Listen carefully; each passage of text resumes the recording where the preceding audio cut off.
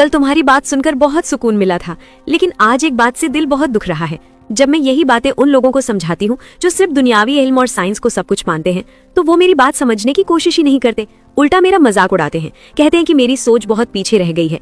और तो और जब मैं अपने ही घर वालों या मुसलमान भाई बहनों को किसी हराम काम से रोकती हूँ तो वो भी ताने देते हैं कि लो आ गई बड़ी दीनदार। रिदा, ऐसे लोगों को समझाना बेवकूफ़ी है। मेरा तो दिल करता है कि मैं इन्हें इनके हाल पर छोड़ दूं। ये लोग नुकसान में हैं, हमें इन्हें समझाने की मेहनत छोड़ देनी चाहिए। जोया, अगर लोगों के ताने सुनकर और उनके नाम मानने पर हम हक बात कहना छोड़ दें तो हम में और उन नाफरमानों में क्या फर्क रह जाएगा। लोगों का मजाक उड़ाना और हमारा दिल टूटना, ये तो उस रास्ते की सुन्नत है जिस पर अल्लाह के सबसे प्यारे नबी चले हैं। आओ आज मैं तुम्हें उस अजीम हस्ती से मिलवाती हूँ जिन्हें कुरान में 43 मर्तबा याद किया गया है, जिन्होंने हमें सिखाया कि जब सारी दुनिया आपके खिलाफ खड़ी हो तब कामयाबी का असल मतलब क्या होता है। हजरत इदरीस अलैहिस्सलाम के दुनिया से जाने के बाद जब लोगों ने बुत परस्ती यानी शिर्क करना शुरू कर दिया, तब अल्लाह ने हजरत नूह अलैहिस्सलाम को भेजा।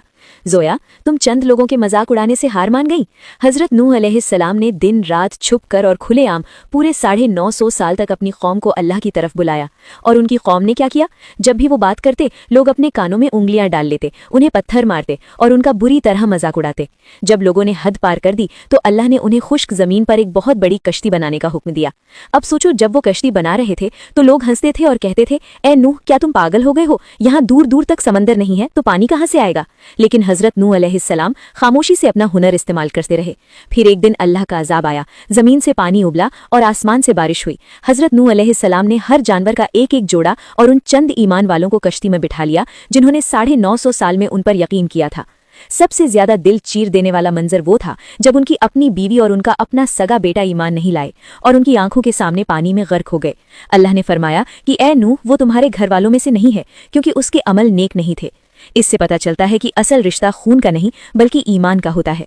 तूफान थमने के बाद कश्ती जूदी पहाड़ी पर जा रुकी और इंसानियत की एक नई शुरुआत हुई।